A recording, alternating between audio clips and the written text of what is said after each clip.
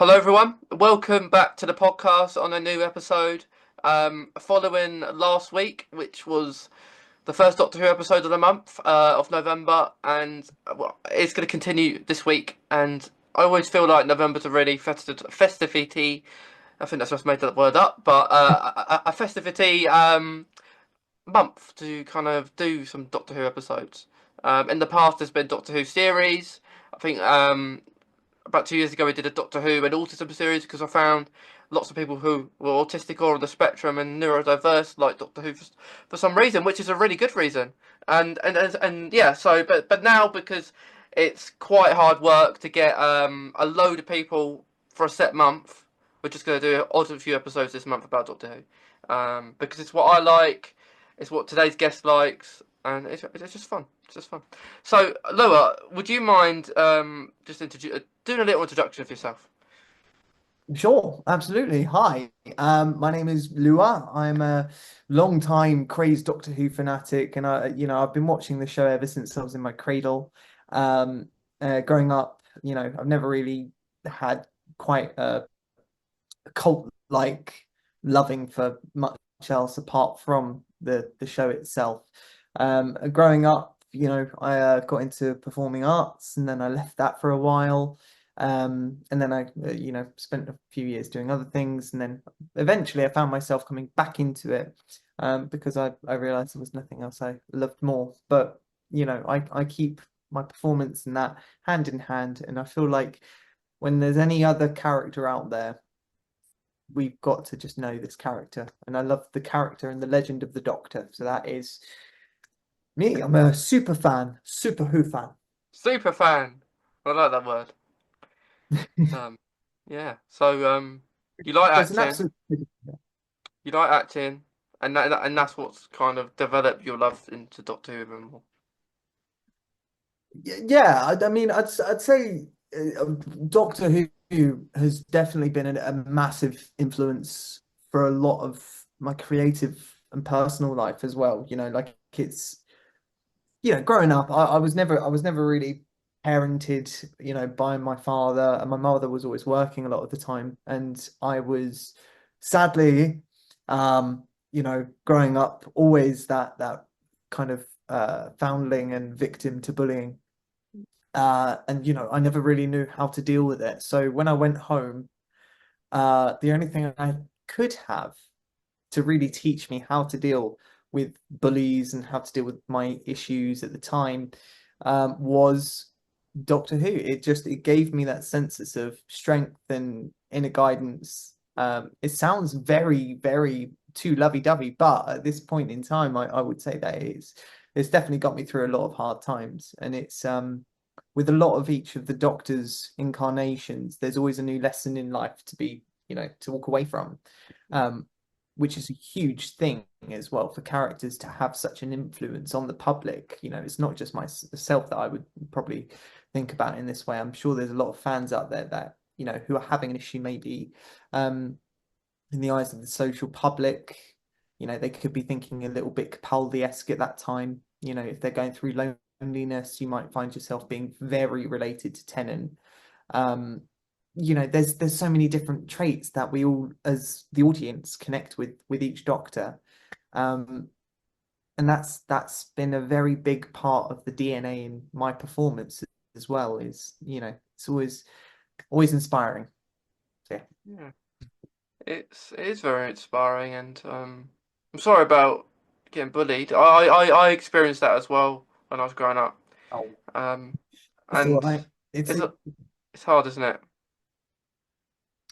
It is, but if you are very lucky to to to go back and find something that influences you to be strong, that if you don't have that natural remedy at home, I think I've got a recommendation for you. That is all I will ever say. If anyone's going through a harsh time in life, and I would just always say, I always find a way if someone's going through a problem. I always kind of go, you want to watch this episode. This is a great one. This is something that you'll go through. So if anyone else is ever going, through bullying, there's always a wisdom from the show that will help you overcome it. And I think it's in that trait of the Doctor, is always fight your enemies with their own energy. It's that composite rule of give them what they give you. And I think I think that worked eventually later down the line of, those traits that the bullies might call me out on when I was younger. I've now kind of, looked back on, and I've realized that I was never doing it to just serve them. I was doing it for myself, and I was doing it um just for all the better. So yeah. Doctor Who has a very big impact on a lot of people. And it's evident. Evident. I mean, I'm looking at your bedroom, and I know, is it an office or is it a bedroom? I can't tell. But It's you are yeah. This is you kind are a of decided artist. yeah. I'd say this room is a gaming room slash office Oh, because I love it. It's yeah, gorgeous. You know, yeah, yeah. The yeah, TARDIS it's has got that been there whole for a tapestry while. up there as well. It's just Yeah, the TARDIS has been there there you go. since. You got a time.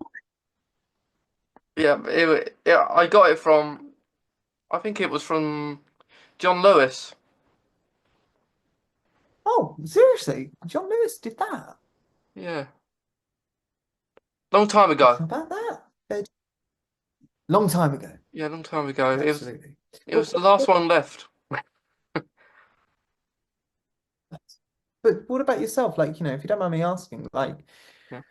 for me, Doctor Who just kind of was a calling. But what was the moment for you that kind of went, this is my show. This is the thing. This is my outlet in life. This is my escapism. This is the thing that helps. What would you say is yours? I'd say, like, so how I got into it was my brother told me to watch it, and I thought, okay, like maybe me thought the Doctor is not the Doctor what the show was like. I didn't think that was going to happen. When someone says the Doctor to me, I think the Doctors, like you go to see the Doctors. So I'm thinking, is that I don't want to watch that. And then I watched the first episode, Rose. It was the first one I watched after the revival where I started from. I loved it. I really liked it, and I watched it. I think from when it was airing, and yeah, and then I thought this ain't gonna be something I'm gonna watch forever. And then I think the acting really helps indulge in my probably everyday life. Like I'll watch a clip. Um, let's say maybe at the 10th Doctor clip, for example, or even the Ninth Doctor. Say I'm really angry, like you bring the bullying. Say I'm really angry at this bully for bullying me, and then I watch Dalek, and the Ninth Doctor's anger is how I'm feeling. And of course, I'm not going to go to that bully and do my anger. I could go to a safe place, maybe in a field, and just do what he's doing in the episode, but just doing it as I would do it naturally. And Yeah, yeah, yeah, yeah. You got it spot on. I think there's always a moment, right, as well. I'm so sorry, but I think have you ever had a moment as well? If you're a lover of the show, then you must also be a lover in some way of the music by Murray Gold. And I've always found myself, if there's ever a moment of I could be in absolute euphoria. I could be in the highest of the lights, no, but I could be in the shadowest of the dark. And I will always find a way to just plug my headphones in, and I'm just going to listen to it, and I'm going to have that majestic moment, just being that madman with a box, just a nice little outlet, which is a good one. yeah, I literally have to But listen to it. I like 15th Doctor's theme. I love it. I just listen to it randomly all the time, and I pretend. Or imagine I'm just running. Every Doctor Who film, I just imagine I'm running or doing something on an adventure, and just makes you feel good. you never want to stop that feeling. You never want to stop it. It's a beautiful, beautiful feeling. This Quite is right too. it's lovely. And so who's your favorite Doctor? If you don't mind me asking, do you have one? I had the Come first on, spill favourite beans. I had was the 10th Doctor as I was growing up. Then I thought when he left, I thought no one can well, not replace, but go up to that level that David Tennant did as the 10th Doctor. But then I watched Matt Smith. and I think he's as good. He's just as good. And I thought it's not possible. And then if I ever see Matt Smith, I've never met him, but if I see him, I'm gonna say to him, "You really overlived expectations. It must have been really hard for him personally, because I've seen articles and I've seen him saying that David Tennant had to help him um, when he was the Doctor or going to be the Doctor because he did struggle, Matt Smith, with the workload, and you have to do it really fast. You have to know all these lines as the Doctor. It's Yeah. hard. It's hard. Um, at the moment, I'm learning a script which I'm acting in, and I haven't got many lines, but I know I know only a few lines. It can be hard. But yeah, I loved Matt Smith as much as David Tennant. But I would say I liked David Tennant more because he meant more to me. Not that Matt Smith didn't. I love Matt Smith. But then for me, after that, they would be my top two at that period in time. And then Paul McGann, not Yeah. because of his Doctor. I think his Doctor's really good. I love him, but just how nice he is as a person. If you get to meet Paul McGann, he's the nicest person you ever meet. He'll spend so much time with you. He won't rush you on. Not any doctor does, but he doesn't want you to let you go. Unless there's a big queue. Um, but yeah, he's lovely. Um, Unless that's fair enough. Like yeah, that. yeah. He will tell you to come back later and see him. Um, yeah, it's brilliant. And Oh. then for me personally, at the You time I met was him in you watching met him it, in a farm shop, didn't you? met who? Was it didn't you meet Paul McGann in a farm shop once? I swear, didn't No, you no, no, mention to me once no, you met him in not a a farm farm shop. shop? No, no, no, not in the farm shop. No, I met him at a convention. Then No, I, so was it a convention? Was it a yeah, proper convention when you met yeah, him? Yeah. yeah, it was a proper convention. And then I met him at two other ones. And then he came on the podcast like you are now. Yeah. Um, So what was it like being in the presence if he was on the show, like what questions did you have to ask? Like, I'm interested. Like, it's Paul McGann. It's Paul McGann. yeah. He's insatiable. We One of the legacy doctors. I mean, like, what was it like being in? it was really nice. He's so eager to talk about anything. He he Yeah. he was just brilliant. We talked about like Doctor Who movie, coming back in Doctor Who, because at that point he came for the say the Century special of the BBC. Talked about that. He talked about he hadn't even met Jodie Whittaker yet. Um, so he wasn't even there when Jodie shot her parts for the her last episode. No, I heard about this. I heard because I know that obviously every other doctor that was there, they did. He was the only exception, wasn't he? He had to do a remote uh filming at one point or something. There was conflictions. I'm not sure. That's why that's I'm, why he was in the outfit, yeah, I think wasn't it? He did go to the location, just not where Jodie was there, Oh, okay. and all the others. I think the Doctor's met Jodie, and he hasn't still. It's quite funny. Um, I think he says that every fan that he speaks to say the same thing. Like, I want to meet Jodie. I need to meet her. And then I think he'll probably meet Shooty before. Um, but yeah. So Paul McGann, I like. He became one of my favourite, like I guess, doctors to talk to, and I liked him. So I ended up getting his costume.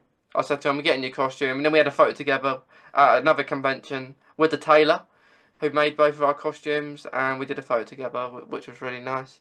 But it's a pain to put on. It really is. It takes ages to put all the costume on. Um, Which parts is it the boots? like, so the jeans don't have a zip, or the trousers, let's say, they don't have a zip. They have about 100 buttons. Yeah.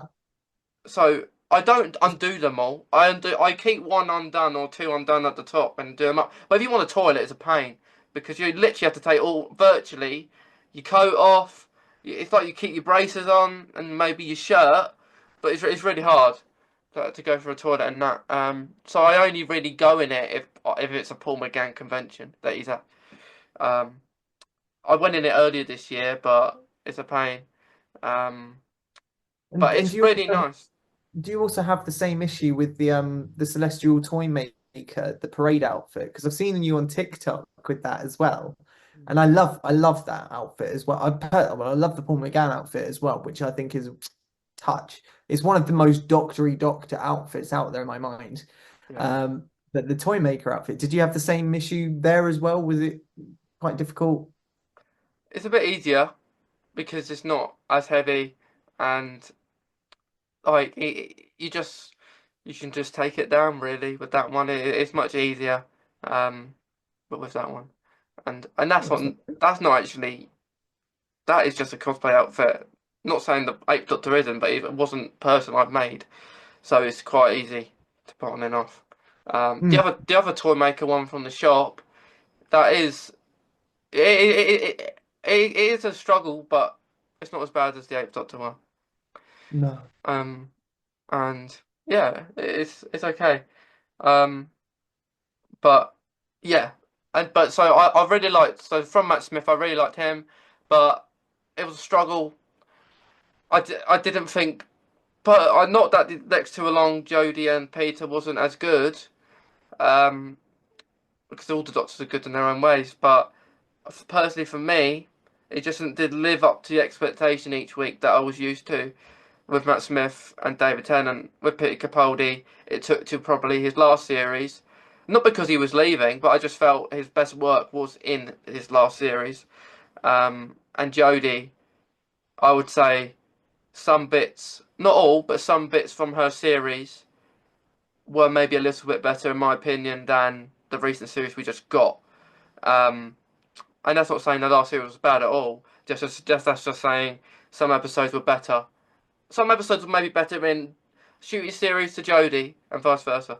So but yeah, so it's not like I don't like Jodie. I think she's lovely. I think she's a really good doctor. But I just didn't get that doctor moment with her. Um, like when you get that anger from the doctor, I just didn't feel that really with Jodie. But I really like her as the doctor. But with Peter, it just took a while. You can, if you look back now from maybe his first episode, Peter Capaldi, till maybe let's say the two-parter with right at the end with the Cybermen and Missy and the Master, you can see how much difference there is. It's almost like he's an imposter in his first episode, Deep Breath, and I just I was really confused, especially his first line as a doctor. He sounded really. His first line as Doctor, where are my kidneys? And do you know, as I fired this thing. I felt that was a really just weird thing to say at the start, but yeah. So to answer your question, my favourite Doctor is probably David Tennant, but up there is Paul McGann and Matt Smith. I can't really say about Shooty Gatwa yet, but I am liking him so far. I don't want to say he's my favourite until I've seen a little bit more of him, but I am quite liking him after his first series. I love your answering there because it's a very difficult answer as well if you're a proper Whovian to answer. Like when someone says, "Who's your favorite one?" You go, I don't know. They're all brilliant. So you've given them a lot of respect in that one. Um, yeah, it's going to what you said about Jodie as well. I do think I completely agree with you. She has some absolute corkers of episodes. And it's this thing that we've always, as a fan base, we've inherently created this paradigm problem of we have to assort everything into a specific series. It's like I love series two, but series three, and it's like, wait, why are we doing this? Like some of her episodes, I was absolutely, knocked back with. Like personally, I think Rosa, I loved that episode with a passion. Um, I think there was a lot of I loved the flux. I really appreciated the Flux storyline. The execution, because I don't know if it was I always heard a rumor. I don't know if this is actually true, but there was a couple more chapters of the Flux that never gotten brought to the series due to COVID, and they had to minimize how long the episodes were. But when I heard about this, and that I kind of did start to see that in between, like the War of the Sontarans and the survivors of the Flux, you might see that there's a tiny little gap for potentially something else. And then also, with the dogs, the Harvanista? Carvanista, thank you. Carvanista, how could I forget such a compelling character? He was wonderful. When his people are going to war with the Sontarans, like I think there must have been some bigger storyline for that, because when we found out that his entire people had been killed off screen, I was like, there's an entire storyline for that. Like, it's got to be there somewhere. But even I think the Flux, even a whole round, was beautiful. I think it really, really was. It's like, you could see that there was a lot of different strands being taken to different areas. In my eyes, it was quite frankly the Lord of the Ringsy kind of feel to Doctor Who in some way. Like it felt like a proper classic brought to light. And we'd seen other ways done in it. Like I know Moffat, he obsessively tried to connect it to the classic eras. I think probably when we got to near enough series 9, there was a lot of like he wanted to start popping in a few more two-parters and making like we had Oxygen Extremis and the Lie of the Land and the Pyramid at the End of the World. Like those stories were quite connected, and they were brilliant. They were. But Jodie, I think, oh, she had some absolute belters. What was another one of my favorites? I really actually do appreciate and I love the Timeless Child storyline. I think it's fun. I think it's different. I mean, I know that a lot of the fans found that it damaged the lore. Um, and do you know what? When I think about it, I go, well, yeah, you can do, but this is a story of time travel.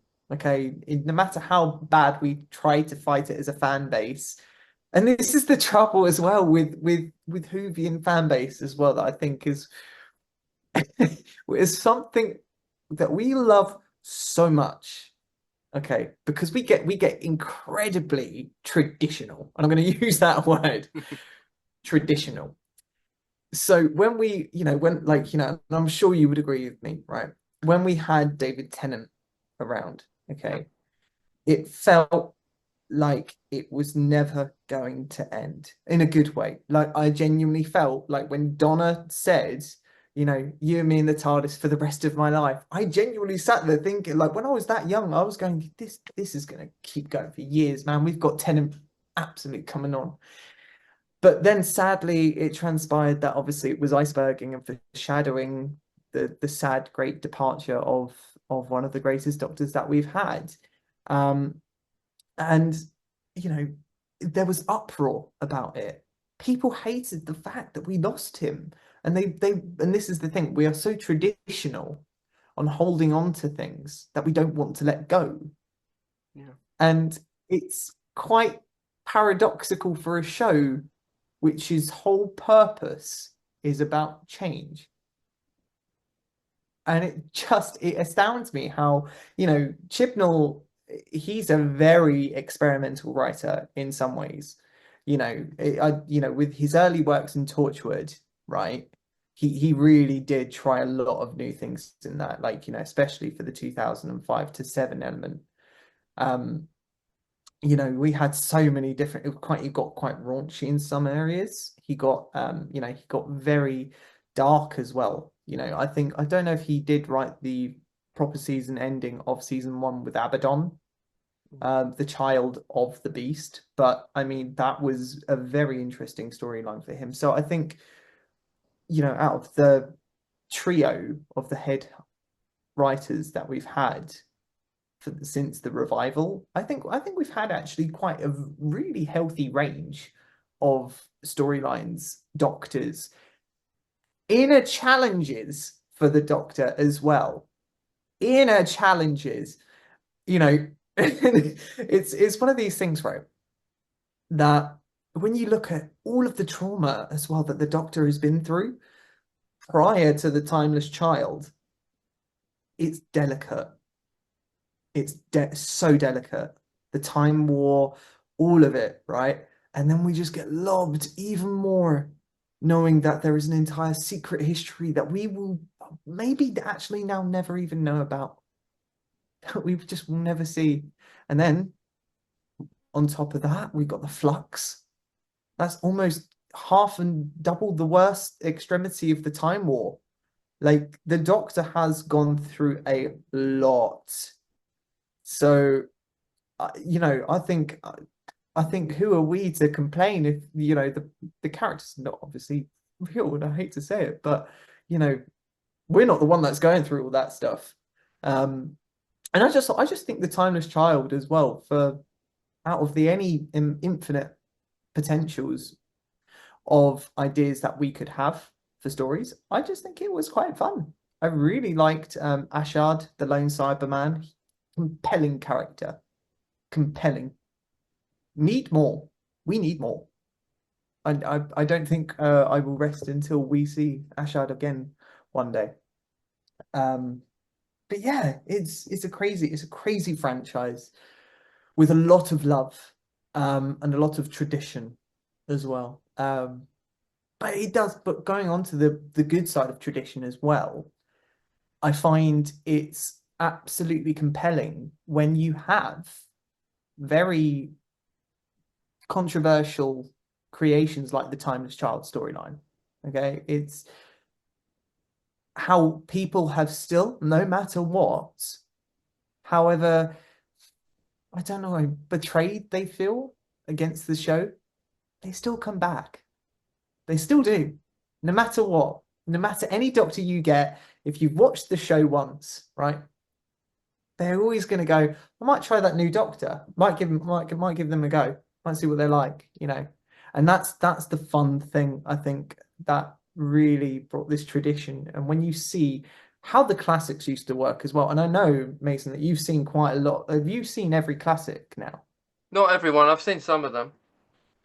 So when you see, there's obviously a DNA formula to those stories, how they were done, and you can clearly, visually, viscerally see today that tradition, no matter which Doctor Who showrunner we've had, they've still kept it up in their own way, which I think is absolutely beautiful. So I do think the show gets a bit more, it gets a bit too much trash talk for when it's truly deserved it, but it's a beautiful show. Um, and also I've had a recent theory. Would you like to hear it? Yes. Now this is about season one, the 2024 edition. Okay. And it revolves around the Legend of Ruby Sunday and the Empire of Death. Now, I've done quite a few of these in my time on TikTok and Instagram, and I've probably not stopped talking about it, but it's transpired to me actually in the last couple of days that I really do believe what we are having here. Now, I'm going to ask you a question, actually. I'm going to ask you a question. I want you to see if this will hit. So, out of all of New Who, if Ruby Sunday, right, reminded you of any previous character, who would, and I don't just mean physically, I mean like as a character, who would Ruby remind you of? She would remind me, when I first saw her, she reminded me of someone that, It would be another companion. yeah, That's yeah, companion. She reminded me of Rose Tyler. yeah. And see, this is what I think. I think Russell T has been playing a very clever and a very interesting long game, right? Because when you see the Doctor, Christopher Eccleston's ninth incarnation, pop up, he has just come from war, or however many long but he's the Doctor full of regret, torn and scorned. And what we see with him go with Rose is beautiful. It's an absolutely beautiful storyline, right? I think what Russell T Davies, for the 15th Doctor and Ruby Sunday is the same DNA, but he's inverted the flow. He's reversed the polarity here. Now, follow me out on this one. What is the one difference about Ncuti Gatwa's Doctor compared to most other Doctor incarnations?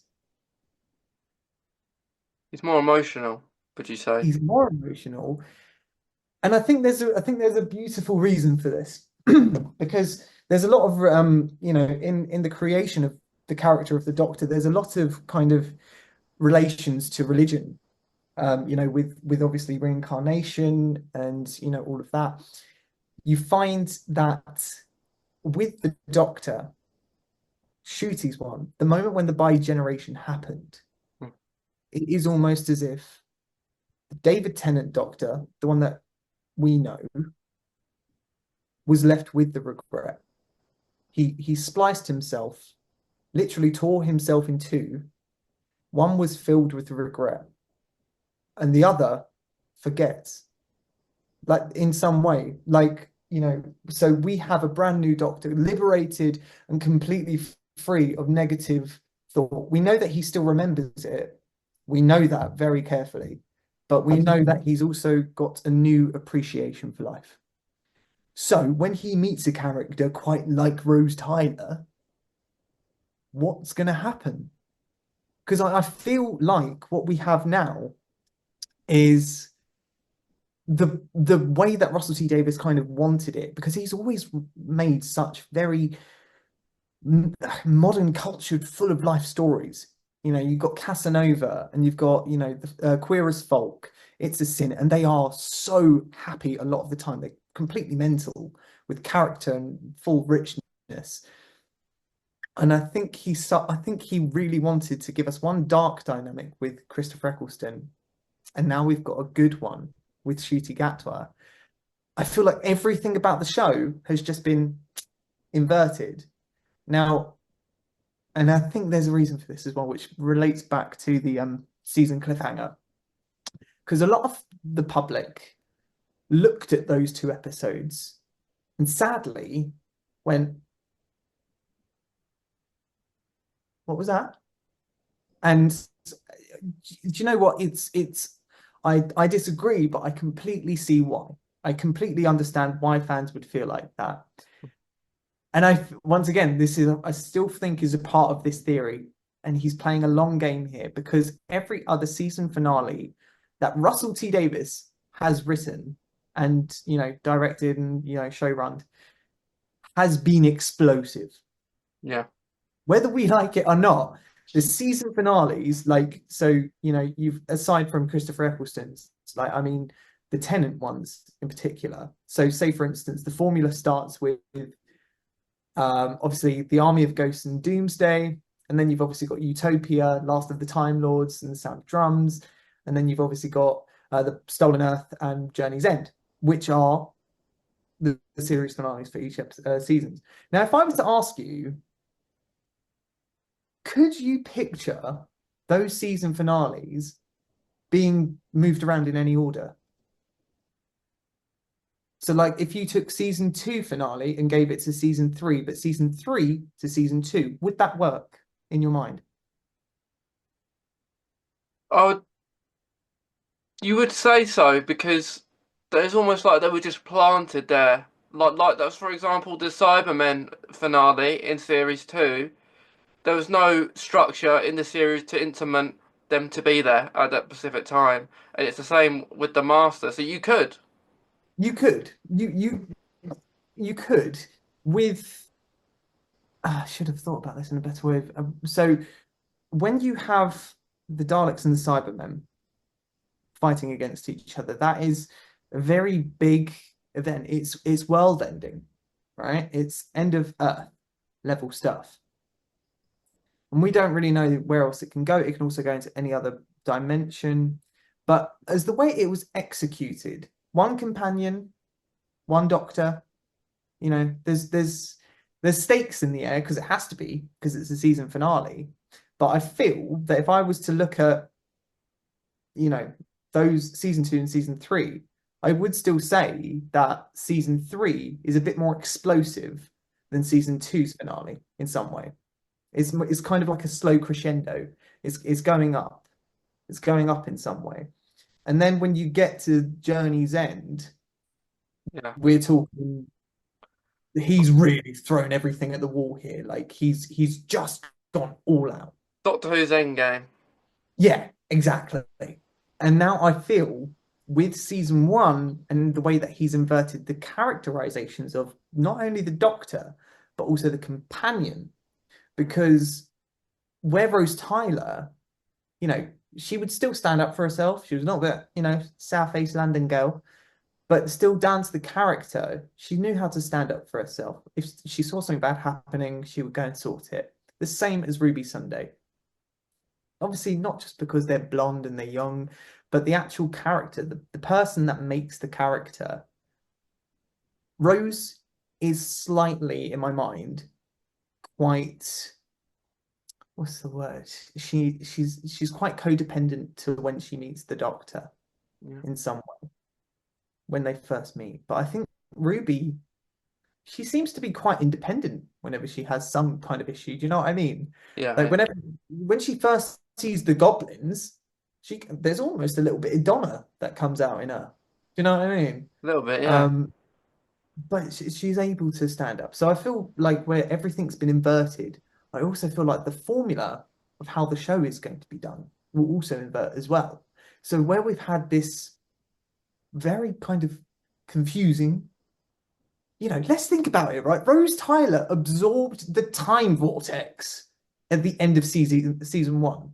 That's huge for a character. Absolute, like the most important person in the universe level, kind of huge, right? And then you got Ruby Sunday, and we're led to believe it's a similar trait thing, and then obviously it ends up it's the complete opposite. She is special because they believed it to be, and it was all misdirection. So I don't think it was, I don't think this season finale is separate. I think this series finale is very connected, almost as if we are going to be getting a very big, very drawn out season. So they might want to call it season one, season two, season three, season four. But I think this is all just going to be one super long story, Yeah.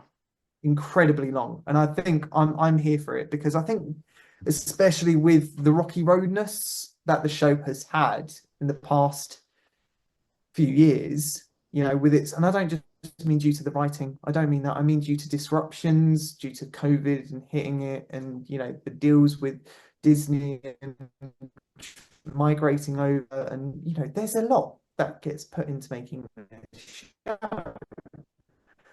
I think they're really playing a long game with us. And the fans riled up, that we got given, the Century specials. We got given them, right, and they were incredible. They gave us the nostalgia tour that we was craving.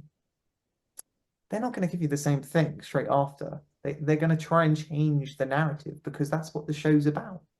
If the show wasn't about change and it wasn't, you know, about moving on from things, we wouldn't have anything. No. We would just have just a man stood in the box looking around and just going, it's a bit breezy in here. Like, do you know what I mean? Oh, We yeah. wouldn't get anything else, I think. Yeah. We can see the massive difference between the season we just saw and the anniversary specials from last year. Mm. But we talk about the anniversary specials after we've talked about the series just gone. Mm. But before we talk about that, shall we go through each series and pick a favourite? A favourite episode of ours, or one that really stands out. Stands out. It might be a two-parter. It's really hard, but there might just be one episode that you really like. Actually, to make things more interesting, let's put an episode that was not the worst because it's bad we say it's the worst, but one that you weren't the best, let's say, of that season, and then Of one. of one 2024. No, not that one yet. We'll go up. So we'll start from series one of 2005. yeah 2005. Oh, Mason, you're Yeah, torturing me tonight now. yeah, This is safe. I'm in a box. I'm trapped. yeah, No, come on, let's do it. yeah. And we'll go up through the series. Um, yeah, until present. So we can start. Yeah, we'll start with 2005, which is a fairly easy series. I say easy. It is hard. It has some really good episodes in it. Um, but how should we start it? Should we start it our favorite episode or underwhelming one? I'd say start with the favorites. Start with Okay. the favorites. We've got to. All We've right. got to. Who shall I start? Uh, you go first. You go first. Okay. I'm going to give you the red carpet for a blue carpet. I'm giving you that. Yeah. So let's go through them. So we've got Rose. We've got the end of the world. Young Quiet Um, Dead. Young Dalek. Quiet Dead. Oh, no, Aliens of London, World Yeah. War Three, then Agent of Dalek, London. Dalek. The Long Game. Um. Yeah, I know my favourite. I don't actually know my underwhelming one. My favourite is Father's Day. I really like Father's Day, and I like the music in it. I like the scene where Pete and Rose are talking, even though the Doctor isn't in a lot of it. But I just really like it. Um, it's up there with some bangers, but I just Mm, feel like a lot of people either hate that episode or really like it. But um, this, I think the finale's good. It's one of the best. Well, I think all the finales Russell's done are really good in his first run. mm, Um, we'll talk about the other one later on, but um, yeah, I really enjoyed Father's Day. I'll go with Father's Day. yeah. I couldn't. It's a very, very worthy choice. I will completely agree with you there. Um, for me, uh, favorite. Can I wait? Did you say I could choose a two-parter? You can, yeah. I've got to go. Oh, okay, okay. I've got to go with the Doctor Dances and the Empty Child. Those two stories. I think the reason why that's won that series in my mind is just due to the fear factor. Like that episode shooketh me for years. Yeah, I think that won. it's It won. brilliant. It's brilliant. Like I went to a museum near where I live. It's like a bunker, and then you see Yeah. all like the World War stuff, and then you have this dummy. And I like what the gas there. And then I went to Madame Tussauds for my birthday, and I saw it weren't a Doctor Who thing, but you saw like wearing the gas mask, and every time Yeah.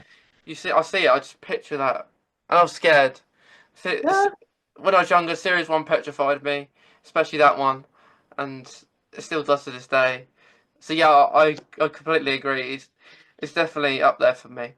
Um, Controversy there. and But I will say though, I do think that Father's Day, right? Father's Day is a beautiful episode, and I think the only negative that I've ever heard about that episode online, my brother I think has some issues with it, but I don't remember what they are. I actually cannot remember. I remember my brother always didn't like that one, but I think from the public, it's due to the fact of it's one of the only episodes that is different from the rest of the series due to the Reapers. oh, That there's a paradox existing and they only show up for that one thing and then the rest of it. But I like that. I think that's quite fun. I think it's yeah, just an explorative way of looking. It's like how Rick and Morty does things. Like Rick and Morty, I don't know if you watched that show, yeah, I have. but they completely change their mechanisms to the universe all the time. I don't think Yeah, I think Father's Day is a beautiful it episode is. and also some of Billy Piper's finest work. Yeah, and I love the scene. It just makes me laugh every time I hear it, where the Doctor goes to Rose, "Don't touch the baby. You could have fooled me." Right? I mean, I love it. I love it, and there's so many good episodes in the series. I know it's hard to pick apart. I think it's fun. It's fun. Dalek's up there as well, of course.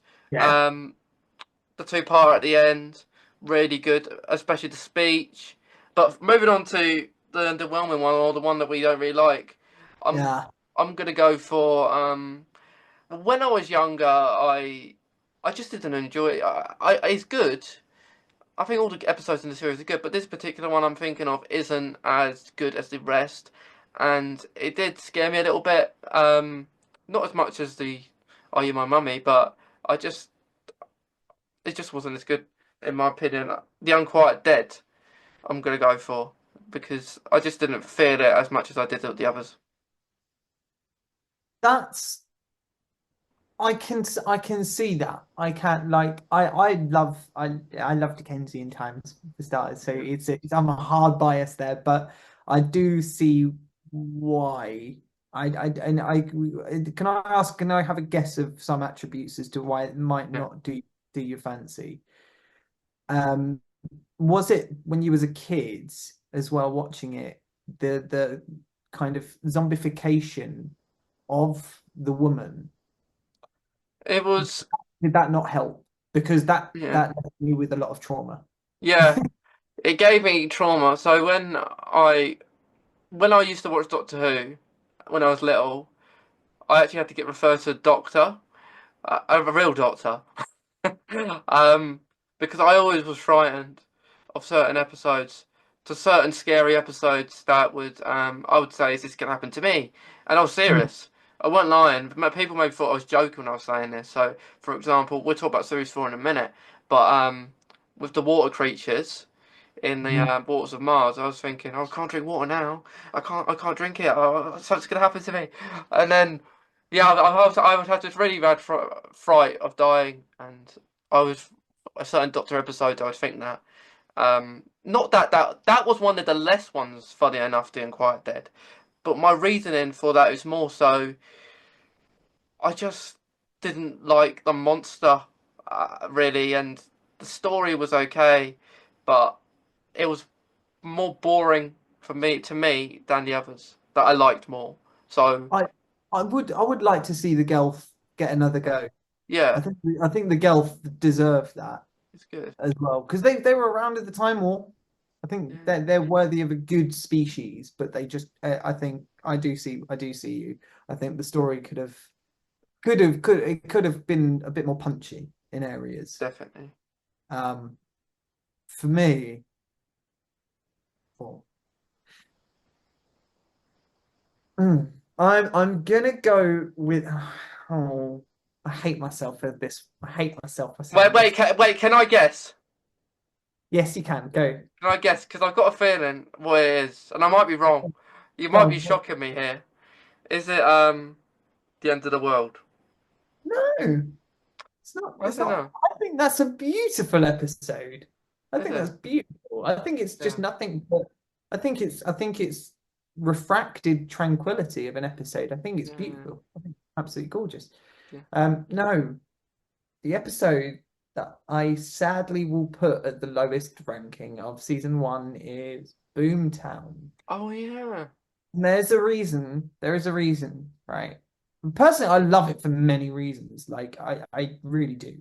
Um, Also, one of my lecturers, one of my acting teachers, is in that episode when he's a lot younger, and he's the receptionist when Christopher Eccleston goes and he goes like, she's climbing out the window, isn't she? And he goes, yeah, that was one of my old Have you got an lecturers. appointment?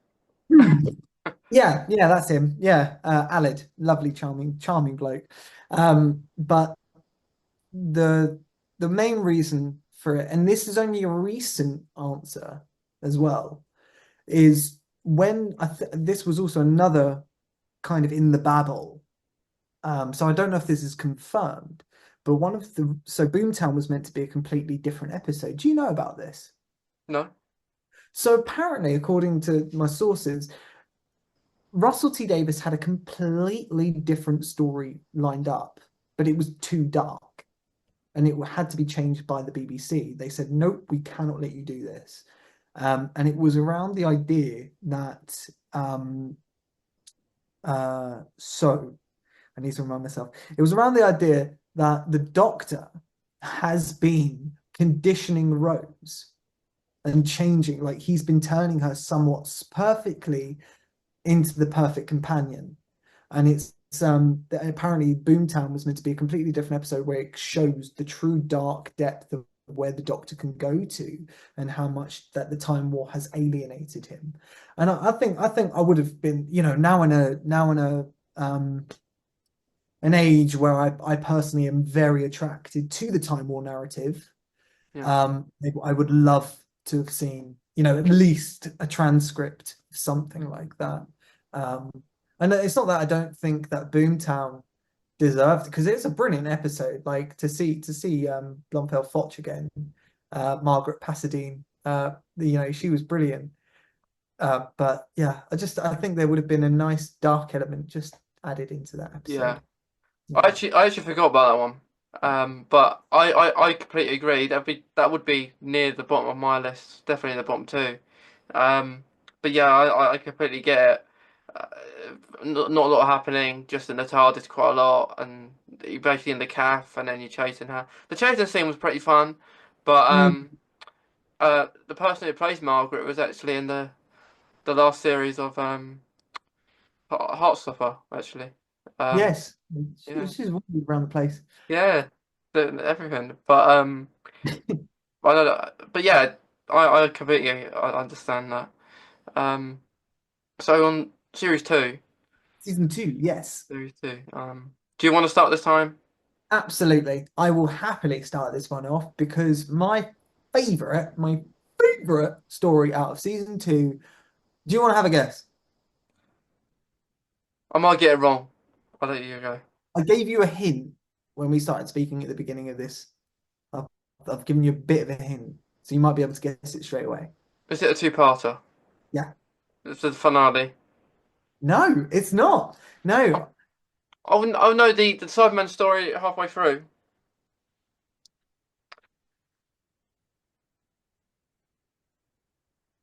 I'm just remembering my steps. What the episodes? Hmm.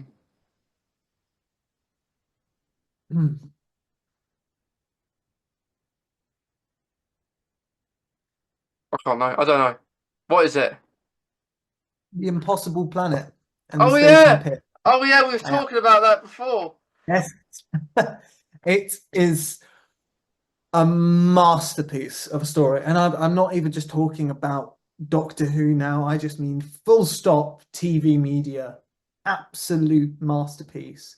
And I would say to anyone that hasn't even ever watched Doctor Who, doesn't even intend to, at least watch those two episodes because it will open your eyes to a lot of things in life. And I think it's in the writing.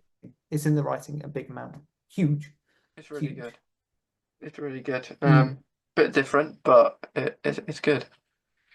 It's very different, and it's I think it is heavily around the idea of, obviously, the it's how beautifully well weaved in the devil idea is he this interaction. I know that entire transcript like off the top of my head. Like it's disturbing, when he goes, "Oh, so you are what, the truth behind the myth?" And he goes, "This one knows me as I know him, the killer of his own kind." Yeah. He goes, "So how did you end up on this rock? The disciples of the light rose up against me and chained me in the pit for all eternity." You can go from miles and miles and miles, but it's just genius writing. You could end wars with that writing, in my mind. It's brilliant, isn't it? Hmm. So for me, Yes. it's an episode that is one of my favourites, not just of the series of Doctor Who. Um, and it's Get on the Fireplace for me because I love it. Magnifique, I love honestly. the whole story, but I know people moan about it because Rose just goes off of Madame de Pompadour for the episode. But I just love that it's got everything you want in a Doctor episode: sadness, happiness, adventure. I was petrified of this episode. Another one I was when I was little, scared of the clockwork monsters under the bed. I was always looking under the bed when I was a kid, but now I just love it. I love it. I went to the location a few years back, and went to the fireplace part, and it's brilliant. It's wonderful. You're gonna have to educate me on some of these locations one day. You know, I really, really love the idea that that's what you do. You go to these locations, and honestly, you'll have to let me know when you next do it. I'd happily come and meet you some point. Yeah, Um, yeah, but I tell you what, the girl in the fireplace it's a masterpiece as well, and it because that's the best episode. Well, it's one of the best episodes of all time. yeah, Um, viewing figures wise, not just saying in my opinion, like it's just Renette Poisson, incredible, remarkable part of history as well, and it's educational as well, very yeah, educational. yeah. Um, and it's just so well written, so well written. It's brilliant. So, Stephen and Moffat. clockwork robots, you can't beat them. Yeah, You it's just brilliant. they're perfect. I love them. Um, there was a game a few years ago that came out. I think it was called Edge of Time. It was, and no, Edge of Reality actually. Same game, but they just had an edition of Madame de Pompadour's story. Um, and Did they? yeah, and the Doctor and the Madame de Pompadour had a kid, and it was actually quite funny. Sorry, I'm sorry. Wait, what? Because I played the VR one, the one that was compatible on VR. Yeah, Just there was no David Tennant yeah, aspect. yeah. No, there wasn't on that one. They brought another one out with the completely same game. That Yeah, was actually it was the that same had the thing. same Cyberman as well, didn't it? Yeah, yeah, I had the Cyberman. They added the Yeah, Cyberman part in it, and like there was only a tiny bit at the end of the game with David Tennant in it, and right at the end you have Madame de Pompadour. You don't see her, but her voice is like she's passed away. In an alternative reality, and like you're walking up the stairs in the game, and she's just speaking about life, and David Tennant, the 10th Doctor is as well. I will admit it's not the best game in the world. You can't jump, but it's Doctor Who do need to improve on those games. But I did like that aspect of it because, of course, I love to get on the fireplace and yeah. they talk about that. That's I might actually have to watch just the YouTube a bit of that at the end. Like I love playing it, but I think it's one of those games where it's like you've done it once for a few years. Yeah, I do. I do like getting trophies on games that I like, but on that one it was kind of impossible. I do want to go back to it um, because on certain parts. Because this like the reality one ain't the VR one. So you can, it's hard to shoot the Dalek part when you're shooting the Dalek Yeah. at the start, and then there's a maze bit where you have to do it in under 5 minutes, and it's so complicated that maze where you got to Wow. put all the things in. But yeah, it's yeah. I just get on the fireplace. One of Yeah. my best favorite episodes like of all time, really. Um, Couldn't agree but more. So with the like, do we count? Of course, there was an episode in this series that actually got gone, isn't it? It disappeared from the planet of the Earth. Yeah. Do we still count that, or shall we? I think you're gonna have to. I think Yeah, that's included no matter what. yeah, It was there, and if anyone's still got the DVDs, still there. I think they should have just edited yeah. the negative aspect of that episode out. Um, All it in the is end, a news guy. They could yeah, have replaced it. dub it over, simple. They might be working on that still at the moment. We don't know, but Maybe, but like, so would Fear Her be your your your negative? no, Obviously. no, no. I was just wondering if it is. Would that be yours? Um, I want to say yes. I want to say I think I don't like it the most, but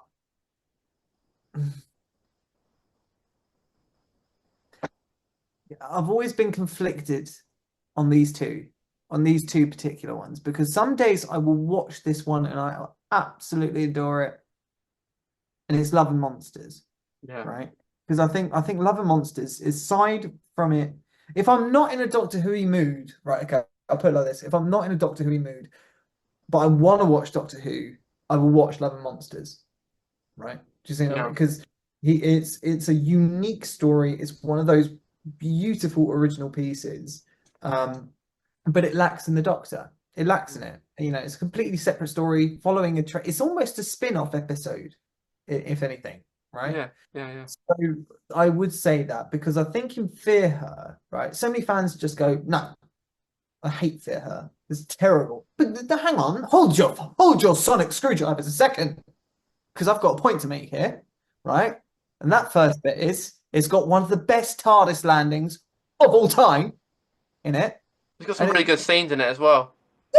it's with David Tennant, right? I don't know whose idea this was, if it was Russell T Davis, David Tennant, or someone else on scene that day, but they just went, park the TARDIS wrong. Let's do it. TARDIS landing wrong. Let's get it. It's such a human, tiny little thing, but it makes the episode 10 times more wonderful. And when the Doctor goes missing as well, right? Do you remember that feeling that you had when you was a kid? And you know that the Doctor had been taken, Yeah, that broke my heart. Absolutely broke my heart, man. Do you remember that feeling that you had? You yeah, almost felt so helpless. Like you felt like there was a black hole in your life then. it And was. when he comes back, right? Because he gets that little kind of everyone else comes back, the Olympic Games comes back, and there's the party on the road, and Rose, she's looking ever so lost in that blue denim jacket and that yellow t-shirt, and then he just comes sauntering around with a cupcake, and it's just such beautiful. Like it's simplistic, but it's effective because what's Doctor Who without the Doctor? And to be brought back, and it's just the way how he loves that it's got little edible ball bearings as well. It's brilliant, Yeah. isn't it? Brilliant. Yeah. Absolutely. So That's why I still heavily love Fear Her. So I'm going to say Love and Monsters for me. yeah, yeah, I will agree with you. I'd say Love and Monsters because I just feel like there's moments in there where Elton is being too cringy, and the story as a whole, it's just common sense. Like people are going missing, you would feel something's wrong, not keep going back. It just didn't make sense in that part to me, but I think that's what they were trying to do. But I thought on the writing part, it wasn't really as good as any of the others in the series. Fear Her, at parts, it was cringe. Let's say with maybe the girl, how she was whispering all the time, but like, why whisper? Yeah, It, that was something that confused me a little. Do you know what actually, right? Okay. Did you ever watch Class? yeah, Right. I thought when I first started watching Class, I thought there was a connection. Genuinely thought there was a connection. Just because one of the characters, right? Because obviously the girl that whispers, I thought it was a part of her obviously having the species like as a symbiotic connection, hmm. right? So I thought when we obviously started Class, there was a girl who literally went, "It's the chick's probability vector." I was like, I was like, is this going to be a storyline later down the line where we've got one of these? I was like, oh my God, this is incredible. But no, it turned out it wasn't. She was just anxious. But um, Oh, I think, yeah, yeah, Fear Her is. I don't know if it was the whispering. I oh. do think it was a bit ineffective. Probably because of the species of this butterfly that we never even saw their actual true form. So yeah, it was just it was good. I like the fingers and I love when the doctor says fingers on lips and stuff like that. I think it was really effective. But Love and Monsters, I do like it sometimes. It's not the worst episode I've ever seen, but it's not the best either. So yeah, because there were quite a lot of good episodes in series two as a whole, um, I would put that bottom like you. Yeah. So series three. Yeah. Shall I Yeah. go first this time? Yeah. Come on, lay it on Uh, me. there's too many good episodes in this Hey, series. I mean, you're Yeah, you're talking fat now. yeah. So There's so many. Like the finale's really good. You've got one of the top rated episodes ever. Um, with Blink. You've got so yeah. many. There's a really rare episodes in this one, but I am gonna go for a standalone episode as my Am I favorite. guessing? Am I guessing it? You can if you want. Do you want to guess it? I'm gonna have a guess. I'm gonna have a guess. Um, so it's a standalone episode, as you say. Um, but I feel like you're quite the Whovian that wouldn't go for the most popular one because it's the most popular. Yeah. So it's not Blink, is it? No, it's not Blink. It's not Blink. Well, I say standalone. It kind of leads into a story, but Oh, it's got to be Utopia then. yeah, it's Utopia. Oh, Utopia. I definitely think Utopia is it's I think it's definite. People always see The Last of the Time Lords and The Sound of Drums is a two-part. I can I put I've Three-parter. really seen that it's a three-parter. Yeah, it's a three-parter. It's a three-parter.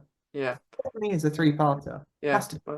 But oh, it was either gonna be Utopia or The Family of Blood, like two-parter. Not Human Nature. I know, not Human Nature. Family of Blood. It was either gonna be. It was between them two for me, but I picked Utopia because every time I watch it, I just really like it, and I like it probably a bit more than I like the next two after it. But there's not a lot, especially in the part after that. They're just chasing the master. You kind of know what's happening. But in Utopia is all you don't know the master's coming back. I remember at the time not even knowing who the master was. So, um, yeah, for me it's Utopia. But there's so many choices in that series that you could go for. Yeah. Um. Right. Now, I think. Hmm. Hmm. Hmm. Hang on. I'm really struggling. I'm struggling on this one now. Um.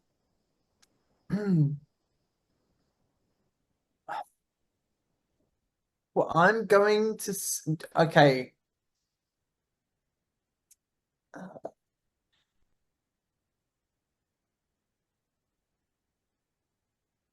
I've got one. You got one? Yeah. Do you want me to guess? Yes. Is it a two-parter or is it a standalone? It's a standalone. And I'm actually quite, and I'll give you a hint. I'm surprised that this is my number one choice for series three. Um, is it Smith and Jones?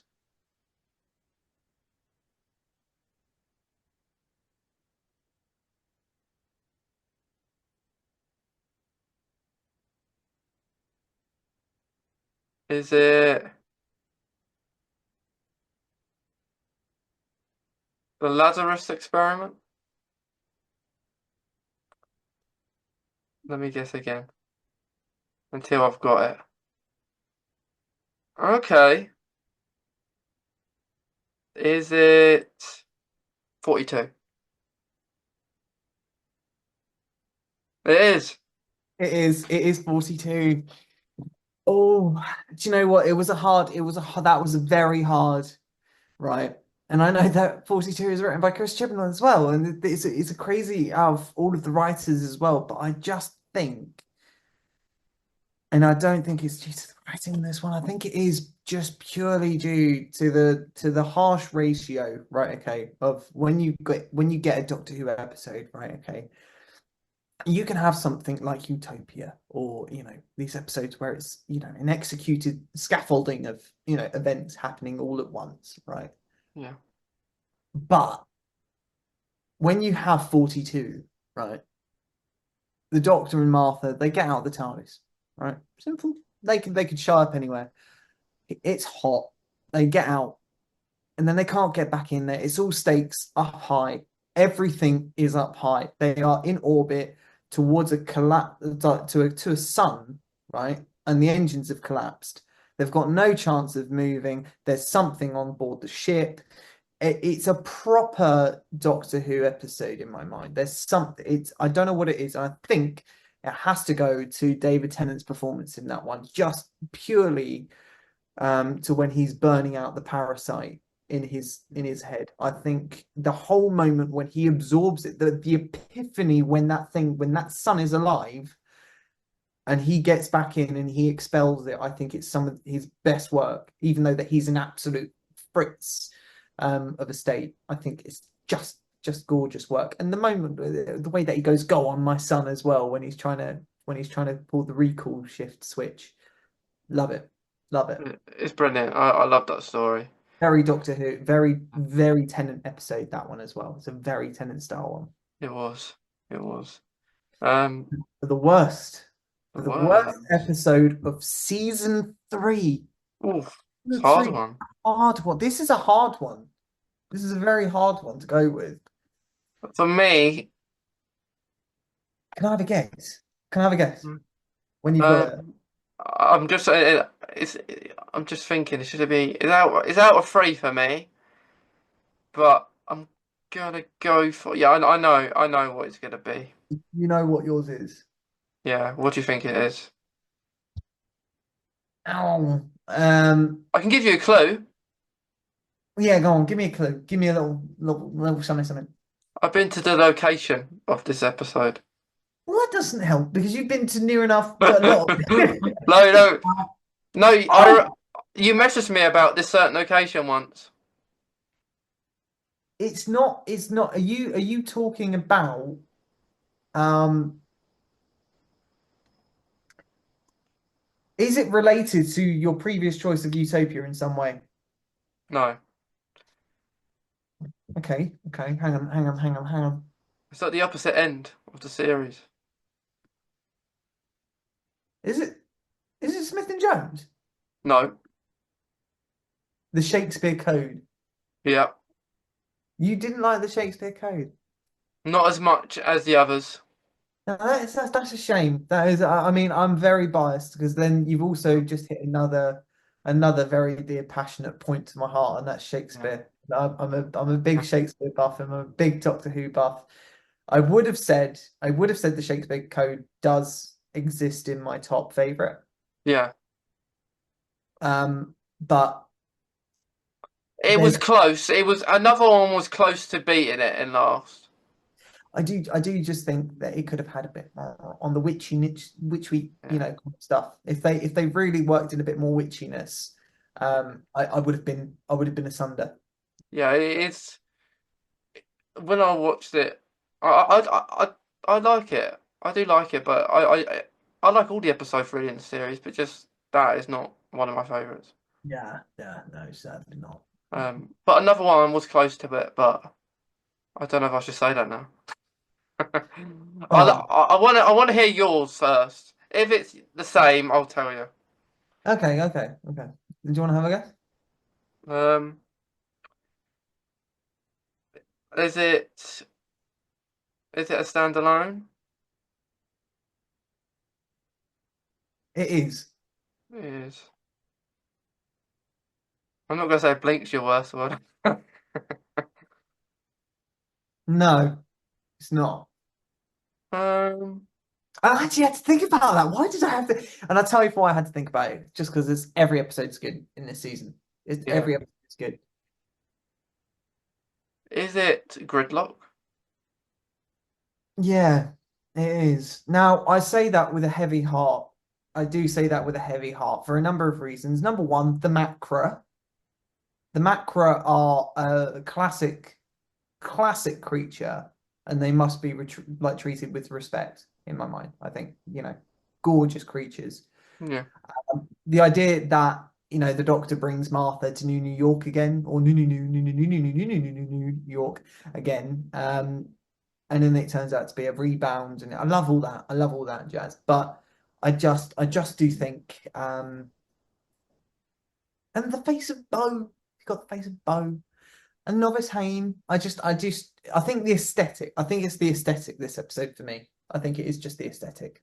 Yeah, because it'll keep going through all the cars just to find Martha for the whole episode.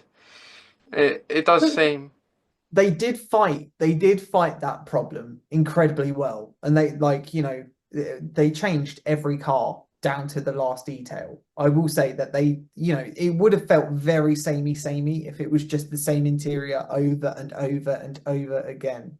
But they yeah, they, they added character to each, and I will give them top credit there. yeah. Yeah. But yeah, So that was the one that was close for me.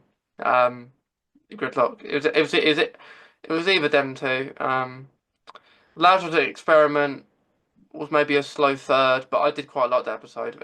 yeah. It's. I mean, loads of people knock it for the CGI Yeah, in that one, but I do think as storyline alone, yeah. it's a Brilliant, Tuesday. Day Lazarus. It's brilliant. brilliant. Uh, Absolutely. Funny story. I actually went to the location of that, and they let me in the piano part where David Tennant was playing. Oh no way! What Yeah, in the cathedral? yeah, in the cathedral. Um, No way. and and you have to be really small to get up there because it's really tight up there, and yeah, it's crazy. I couldn't go into the bit where Martha was running up with her friend, but that was all sealed off. But it's nice. Like the guy saw me wear my Doctor Who top. But it's funny because he said, "Oh, Doctor Who filmed here. I was actually here when they came." So he was telling me. Not I wouldn't have expected he would be because so long ago. But he saw me wear my Doctor Who top. Yeah, that's why I'm here. I'm not here to pray or anything. I'm here because Doctor Who. I mean, it wasn't intentional. I was just around the area. You say that I'm not here to pray, but Mm. I mean you were in some Yeah, way, in but some just way. not to sadly the building. Well, Yeah, yeah, but I see it's peace and love in one religion, but we've got the TARDIS, so yeah, you yeah. know. Um, Do you know what? nice. Please, we're gonna have to book something. I do want to come. I do want to come to the locations with you one Yeah. day. I think it'd be very fun. I think we'd have a great time.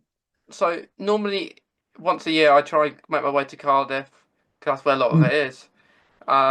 And I do because I'm getting, which I'll talk about this in more depth when we actually get to the new series because I don't want to talk about it right now. But there is something that I am hopefully going to plan soon for next year Okay. at some point, um, due to a reason. But I'll talk about that in a little while. Nice. Um, but yeah, so yeah, we've done our worst episodes of series three now, so we're on we're Season on 4. series four. Um, Oh, oh, oh, this is gonna be painful. This is series going to four. hurt. Season 4 will hurt in your choices, I think. Yeah. Are we Uh, just counting the series as a whole? We're not counting it. We're not counting any of the specials. um, I think you can add specials. You can add specials. I'd say you add specials. Add them. Okay. They're inclusive. They're inclusive. Okay. Oh, this is such a hard series. Or do you want to leave the specials exclusive? Because I think it will make it easier for season 4 if you Yeah, might I make it a bet. bit confusing in I bet. some way. We'll leave the specials out, but we'll do specials after. They actually count Time Crash as an episode in series four. Okay. I mean, it's if it's counted as an episode, it's worth it because I mean, we all love Peter Davidson. I mean, Yeah. he's just sweet. He's such a sweet man. Oh, my favourite episode. Of season 4, Oh, oh, I've never had to label a favorite episode of season 4 before, and this is gonna hurt. This Uh, will hurt. I think I know mine. Can I have a guess? Yeah.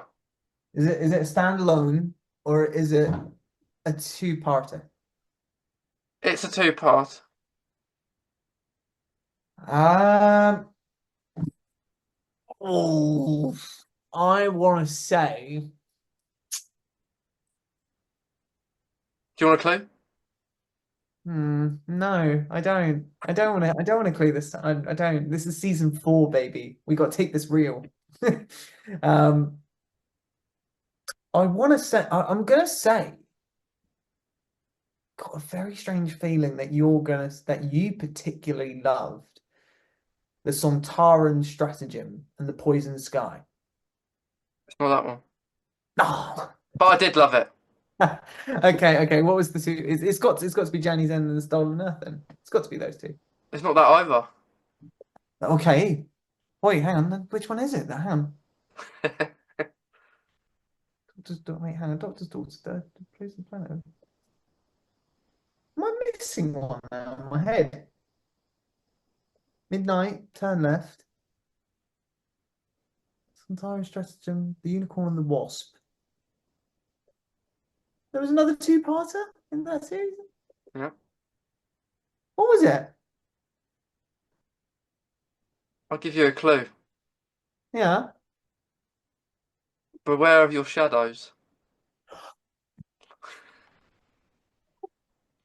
How did I just forget the Forest of the Dead? Oh my God, how did I forget about that?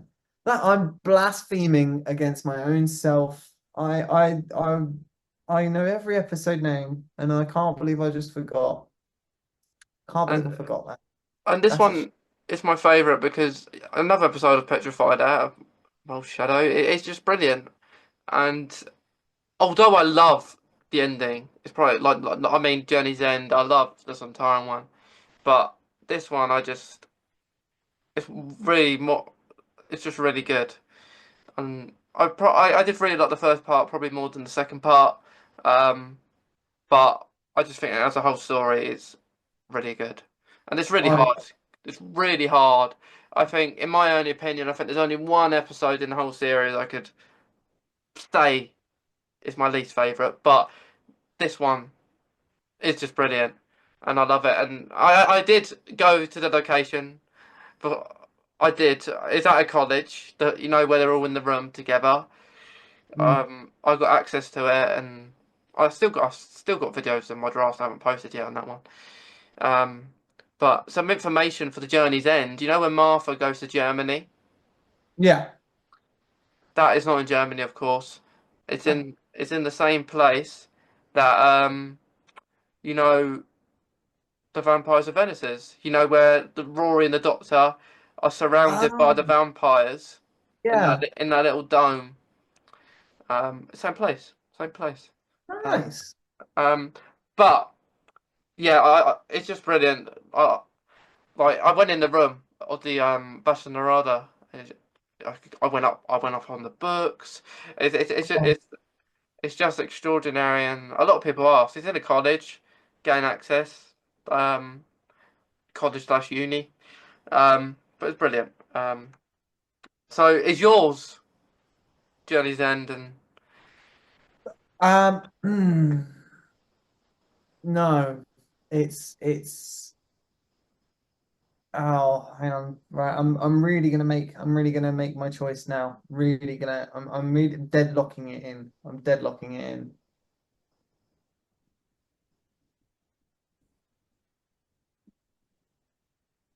Uh, I have my choice. okay, is it a standalone or a two-part? It's two-part. And it's not the Journey's End stolen enough. It is. Yeah, you kind of bottlenecked me into that point now, doing it. Yeah, yeah. I genuinely, I would have said, Silence of the Library and Forest of the Dead.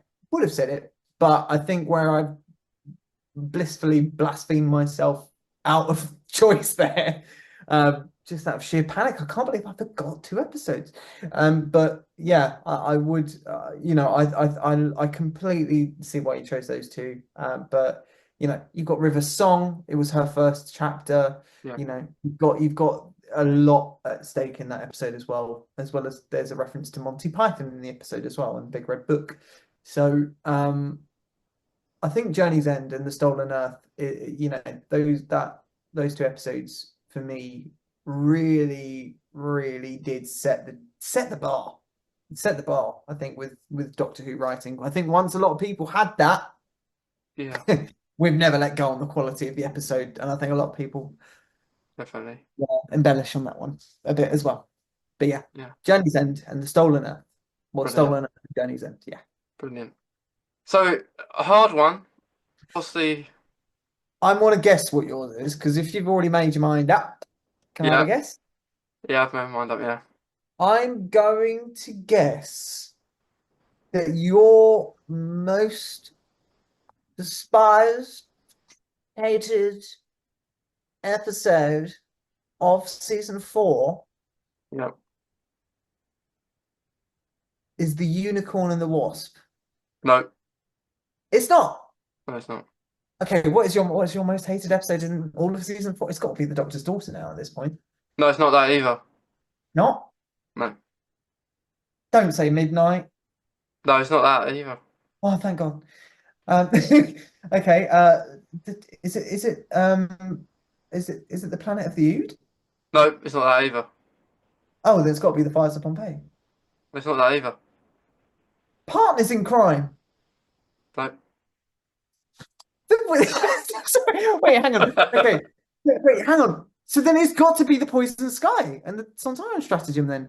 No, Wait, hang on. Wait, is it a standalone episode? I would say so, but it leads into a further story. Wait, hang on. So, you got Partners in Crime, Fires of Pompeii, Planet of the Ood, Sontaran Stratagem, Poison Sky, The Doctor's Daughter. What comes after The Doctor's Daughter? Do you want me to tell you? Oh, I'm left. Yes! What? And I'll tell you why. I'll tell you why. What? Explain yourself. I'll tell you why I don't like it. It's because when I was little, Yeah. I always thought, because I was, these sort of episodes petrified me. With the beater on the back of Donna, I always thought it's something on my back, and I still to this day don't know why there was a beater on my back. Really mysterious. I just still don't know why. It was really mysterious. But the reason I don't like it was because in that episode, it was not a lot happening for me. To all the others that I like an action-packed Doctor Who episode where lots are going on, but it seemed to me that not a lot was going on in this episode. Some good scenes in it, but it was almost just like a setup for the finale, really. So that's why I don't like it as much as the others. It's not that I don't like it at all. If in another series, like let's say if that was put in a series 2 or series 3, that definitely wouldn't be my worst. There'll be others better, but just because it's in a series along with so many good episodes, that's why it's lost. Do you reckon as well it could be a combination of that and also it being a hypothetical episode in some way? Yeah, Yeah, I know that obviously it is real to some extent with obviously it happened with Rose appearing and warning Donna in this alternate timeline. yeah, But I think that might have been actually a kind of reason why I would agree with you is every other episode happens in this season. It's the only rhetorical episode, truthfully, that it doesn't impact the storyline of the whole season. It's kind of just more like it's the what if episode of Doctor Who. It's the what if episode. And I would say, yeah, I think I do agree with you. The whole time beetle, the mystery of that was terrifying with, every single person going like, what's that on your back? Absolutely terrifying. I mean, I love is one of the Tricksters Brigade. I love that. I've always said to myself, if I was ever so lucky to get a part to be a doctor, I would have to go up against the Trickster. I would have to. It would be my first demand to whichever showrunner is going. I would say Trickster, yay or nay yeah, definitely. on it. So, Um, so is that yours, or I presume it's not? uh,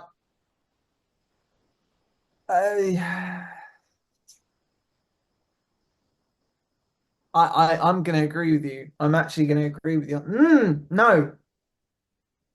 Yes. No. Yes. No.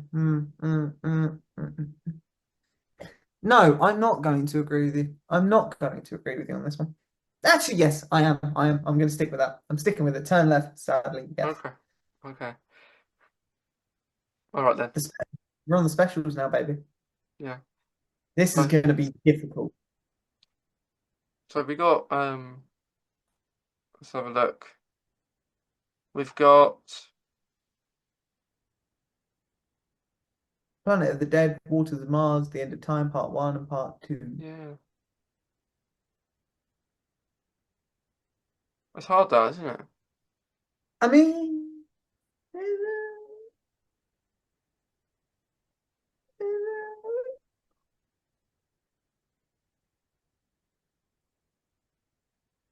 I know what is going to be hard for the best episode. For the what I think it does kind of work in a perfect. Oh, it's hard. I'm not going to give you a hint on my one. I think the best episode out of the specials for me has got to be the end of time. It's the double parter.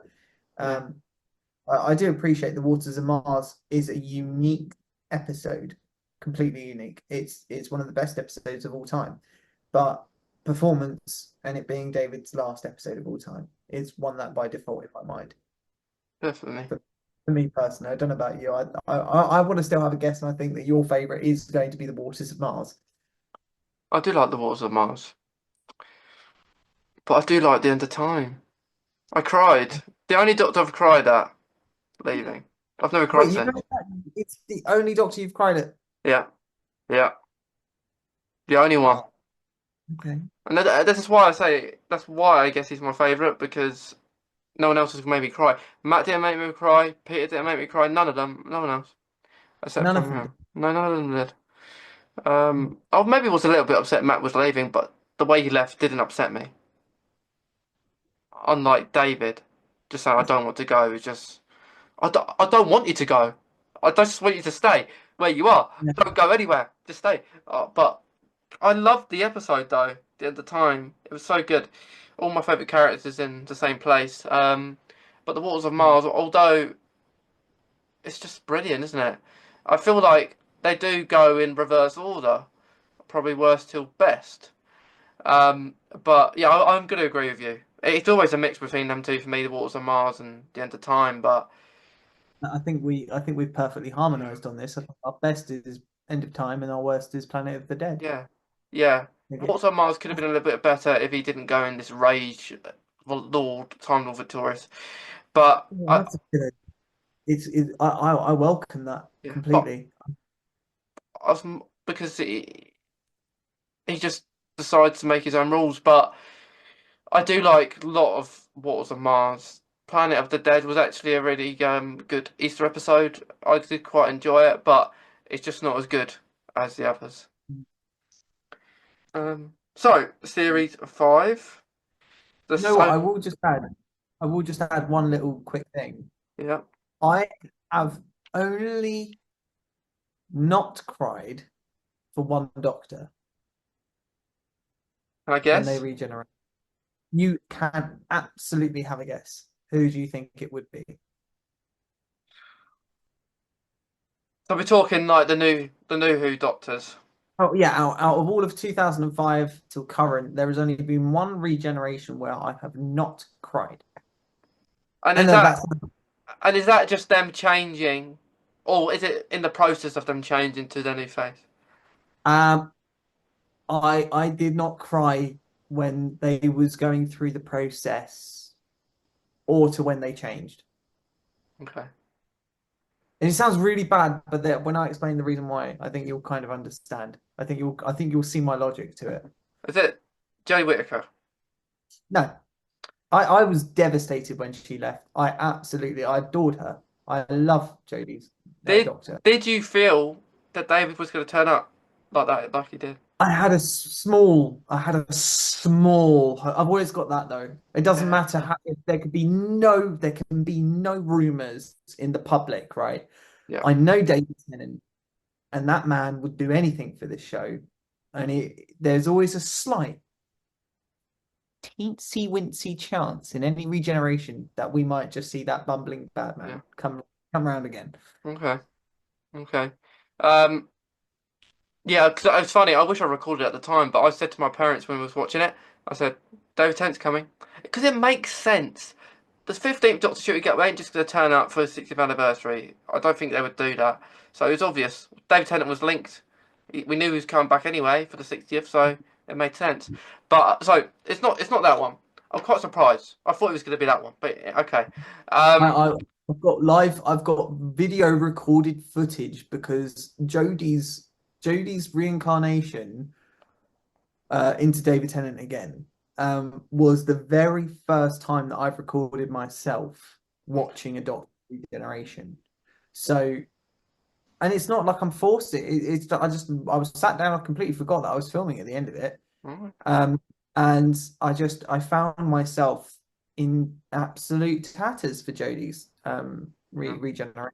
I loved her. I thought that her depiction of the Doctor was absolute. I think she did an incredibly, like, doesn't matter on the writing, at this point in yeah, time. Some people say it was her, some people say it was the yeah, writing. I can see that her if she walked in the room now dressed as the Doctor, I would so believe her performance because she knows the character. She knows the character. She does. yeah. So I'm gonna go for, is it the Ninth Doctor? It is. It's Christopher Eccleston's regeneration. And the only reason for that, right? The only reason why is because when I was so young, I didn't really kind of know that his regeneration was coming, right? I didn't know. I didn't know that. I was like, oh, he'll shake it off. He'll shake it off. He'll be fine. He's a Time Lord. He'll live. That's what I was thinking in my mind. And then when I saw when he does that in the TARDIS, after saying I sang the song and the Daleks ran away, I was like, oh, it's happening. I was like, I get it now. I was like, it took me, the penny dropped a little bit later for Yeah, me. yeah, Um, because when you first watch it, you don't even know what's happening because you haven't seen a regeneration before. yeah, well, I mean, I'd seen regenerations in classic Who, Mhm. um, but I was just absolutely perturbed by Christopher's one. It was very different. It was the first of the new ones, so it was so different compared to the rest of them, and it was so explosive that when it happened, I was just as confused as Billy Piper was. Like when I was like, that that happened a bit too soon. Um, but obviously when David showed up, I ended that episode with a smile on my face, waiting for Christmas to hurry up. Yeah, I know what you That mean. was that. But now we're out of the Tenant waters with Yeah, these episodes. We're out. we're We're on out. series 5 now.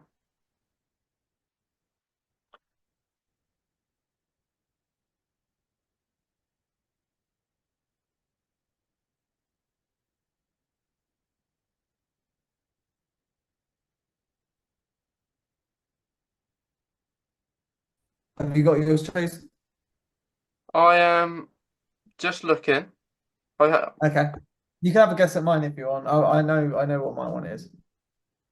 so my favorite episode of the series Hmm. is the 11th hour. It's the 11th hour. That's your favorite episode of the season. Yeah, I really like the I 11th hour. love it. I love it. I love it. Why? If you don't mind me asking. 'Cause I just think it's the best start to a series ever. Well, that I've You know, seen. you know what? Right. I was in my car this morning driving, and funnily enough, it's a fun fact. I'm in the 0.1% followers of Murray Gold on Spotify. I hate myself for it, but I love myself for it. And the song that crashing towards Earth, when he's hanging out the TARDIS, it started playing, and I allowed it to happen because it's a beautiful scene. Yeah, We've never had a Doctor quite arrive on our doorsteps the way we had Tennant getting a little bit. Well, he's got a bad steering coming, but hanging out of the TARDIS while it's completely ablaze was a very new term for the show. Very new. And it's really good. love you, love your choice. Um, and yeah, I have been to the location a few times. It's brilliant. Oh Um, no. yeah, I had a chat to a woman in the cathedral nearby, and she was telling me how about it all. About like they made a police box, they made a pond. Pond's not real. Well, it is real, but they built it, then they got rid of it. Um, should have kept it. Should have kept Should it. have kept it. Should have Yeah, kept it. yeah. It's right near where the car park is, I think, as well. I think. Hmm. But yeah. So okay, let me have a guess of yours. So it's not the 11th hour for you. No, it's not the 11th hour. I love the episode, but sadly, no. No. Then it's quite obvious what it is. Then. And can I have a guess at what your guess is going to be now? I want to double down. I'm going to But double down. how does that work when you already know what your one is? I didn't think about that. Yeah. Okay. I didn't actually think that. I'll guess what you're going to guess what I'm. Yeah, then you'll tell me maybe what yours is. Do you know what? I think in a conversation of Doctor Who, that's the only time something like this can ever work. Yeah. But no, Um, sorry, please carry on. Please. is it the Lodger? It's not. No, I'm only joking. I'm only joking. Um, Cruel. I'm not bashing down the Lodger. That's not fair. Uh, That's fair. um, um, then it's gotta be. It has to be this one. Vincent and the Doctor. Now, it's not. It's not. It's Okay. not. Okay. And you know what? I love that episode. It's 10 out of 10. It's one of the best episodes of all time for the mainline viewer. It's an absolute definite of what the show is when they get the historical like architecture of everything so perfect. But it's not. It's not my favorite. My favorite is actually a two-parter. Okay. It's a two-parter. Mm. It's a two-parter. Oh, it could be out of two here then. One Night. Mm. Is that in this series? Oh yeah, it is. Um, is it the Hungry Earth two-parter? Yeah, and cold-blooded. I think those episodes they were really beautifully well done. I think in a way of it was it was so mysterious of what was going on when this episode first happened. And the idea that the Silurians, Homo reptilia, were coming back to the season was a huge moment for the show. It was Yeah. huge. It's like the Zygons coming back, like the Daleks coming back, like Cybermen. It's just a huge moment. Yeah. And the new form that they took, the new like they've evolved, they've changed. But also one thing that I heavily appreciate about Doctor Who is when it can get incredibly diplomatic, Hmm. when it gets very political, but it stays away from it, but also gets so close to it, but you don't even know it's happening. And I think this episode really did well for it. And I Hmm. think it was how truthful the humanity is in that episode. Yeah. How far a mother would go to protect her young, how close a species would go to protect itself. It was beautifully well done. I think the graphics could have been given a bit more on the budget in that one, but all aside, beautiful stories. Yes, I love that one. Yeah, Hmm. that's very close for me. The church in that Oh, story, the church in that story I've been to. you've been to Um, that church as well. yeah, I've been to that church. Um, and I'll tell you, the church is in the middle of nowhere. It's It's it's in Wales, that one as well. it is in Wales, but not in the Cardiff way. It's like in the mountains. So it's on a hill. Imagine you're Yeah. going like a really long hill or road, and it's almost like you're on a mini roller coaster actually. You go and it's really dangerous actually because no cars can see you around the bend. So you're going all the way at the top. It's middle of nowhere, and I actually did go in the church. Got to get the Mm. key from the Premier. Well, it weren't a Premier Inn, but like the place across the road where people can stay. Yeah, and it looks exactly like it is. The grass needs a bit more cutting now. As in the episode, the grass was cut. It's not cut anymore. It's like no one's been there since the episode aired. But um, It's so bluish. so yeah, it's I loved it that episode. One of the best two parters. Well, it is the best two parts of that series, but of Matt Smith's run. I would even Mm. say that. I loved it. So the episode we don't like. Um, oof, oh, okay. I know mine. I actually know mine. Do you know yours? I'm just having to think through the episodes. And I think I know mine. I think I know mine. It's a Yeah, hard this season. I love this season as well. yeah. How? No. I'm redacting. I'm redacting my previous answer for my favorite episode of this season. Redacting it. Redacting it. It's not the Hungry Earth and Cold Blood. It's not. What was it then? What's the other two-parter? Oh, the Weeping Angels. Yeah. I loved Flesh and Stone and The Time of Angels. Those stories were just in The Time of Angels, like honestly, the moment when they realized the app plans, like just that perception filter moment, right? That Yeah, brilliant. like incredible scenery. Like Yeah, brilliant. the cliffhanger end of the first episode is brilliant. Hmm. Yeah, I like that Absolutely one. beautiful. And it's just wonderful work with the Weeping Angels. I personally heavily appreciate the fact that we got to see what they look like when they move, but when they don't, like I know a lot of people hate it, but they always say, now that we've seen what they look like when they move, it's we've lost a bit Yeah, of fear factor. But you have to also remind yourself that they were confused. They were confused. So it's kind of like when you see a hornet in the room and you yeah, you you freeze in your tracks as well and you move ever so. yeah, And that's what they were thinking as well. They didn't know what was going on.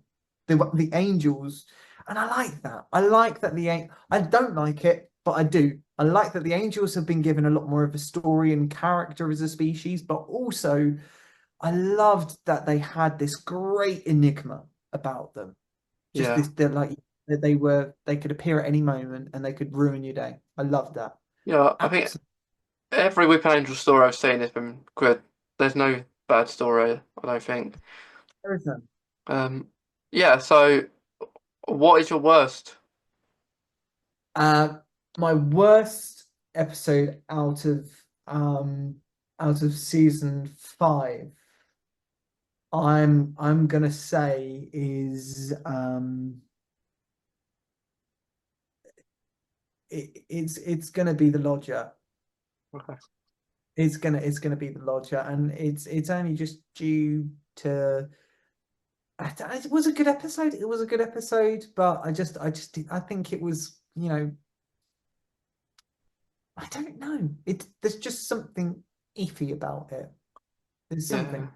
you're just in a flat for most of it. Yeah, I think you're right. I think it is just due to the fact that there's not much change of scenery that much in it. Even like I mean, he plays football, which is really good fun, Yeah, and I like obviously how Craig thinks that the Doctor is this, creepy weirdo that, he doesn't trust him at first. And this is the thing, right? Okay, because I've lived with many people in my life now, like very close friends, uni mates. I've lived with all of them now, right? And one thing that I feel like a lot of Whovians that follow it cult like have in common with the Doctor is how different we are in our own time. Like, uh, I had my flatmate Bailey at the time. He was brilliant, but he didn't realize, obviously, kind of, when I'm on my own, I will just sit there and I will play. Funnily enough, I don't play guitar. I play ukulele a lot of the time, right? okay. And I just sit there pondering in my room, and I learned how to play Clara's melody. I've learned how to play that and I just sit Oh, there. I just love to play it all the time. And I'm just thinking of random things in my head, like quite Capaldius. And then when he knocks on the door, I say I'm meditating. And I didn't mean to sound like that, but it affects us in our own way. And I just yeah, think how people get the wrong end of the stick, and Craig does, is brilliant. I think it's a very well reflective way of what it's like to live with a Whovian. But as Whovians, we don't need to be shown that. yeah, definitely. I agree with you with everything you said. I'll go the same with you. The Lodger. The Lodger. Yeah, the What Lodger. what was the particular reason that you didn't enjoy it? Was it just bit Same bit as you, flat? really. Yeah, a bit flat. Close Yeah. to it for me was though. Well, I would put Victor of the Daleks after it. I've got a lot of respect for it. I mean, I liked it. I really did like it. I think I do wish that we saw a bit more of the Paradigm Daleks. Yeah. I know that people hated them. Like I they liked them. My reasoning for the story is because I felt the whole story was a bit pointless because the whole point was to try and defeat the Daleks, but they just ran away, and then we never saw them again. Really, so yeah, that's why. in the precedent. I mean, obviously it's in the name, Victory of the Daleks, but it's also good. I think it was a good choice for Stephen Moffat here because obviously we know it was going to be a bit of an ineffective ending that the Daleks win this time. They they Yeah, they they actually won over the Doctor, and it's not good news for a fan, but it's good news for the show because what it does is it actually puts a bit of fuel in the fire for the Daleks. definitely. Because after Journey's End, they needed a win. They needed a win big time. I Yeah, think they, definitely. they I did, and agree. I think it was an appropriate episode that they did win as well. Yeah, Um, yeah, yeah, yeah, yeah. absolutely. So, Series series six. 6. Oh, oh. Mm. I have picked mine. My You've already favorite, best or worst? best. Best. Um, is it a two-parter? No, The Doctor's Wife. no, Okay. How many more guesses do I get? 2. I get two more guesses. Um, Night Terrors? No, I liked it though. Mm, oh, I'm struggling a little bit now. I'm trying to think of this one. Actually, I'm looking at you. I'm looking at your cheeky little grin, and I'm just thinking, what would your season six tasty little treat be? Um, I've got a feeling that out of all of this, I've got a very strange feeling. Is it the Curse of the Black Spot? No. It's not. Okay, okay. It was a frivolous throw, but go for it. What was your best episode of season six? The good man goes to war. Very, very noble choice. Very noble choice. I could not agree more. I loved it because I loved the music in it. I love when the Doctor appears. It's like an episode that you could say is unrelated to the series. It is a little bit, but it is. I did like it. Close to that would be the two-parter, one of the two-parters. I won't mention unless you say it, but yeah, that's mine. Okay, okay. I love it. It's a good, very good choice. Very good choice. I've got my best one. Okay. Do you want to- Is it a single episode or a two-parter? I'm not going to tell you that. I just want you to have a guess. Okay. I'm making it tricky now. Making Okay. it. Um.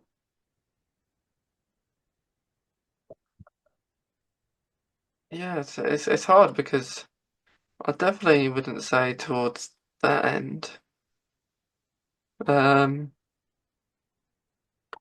I'm gonna go for. Is it the Flesh two-part? Do you think it's the Almost People Yeah. and the Rebel Flesh? Yeah. I can sadly say no, it's not. Okay. That was a close one. It was Was. yeah, that was a close one for me to pick that or the one I'd picked.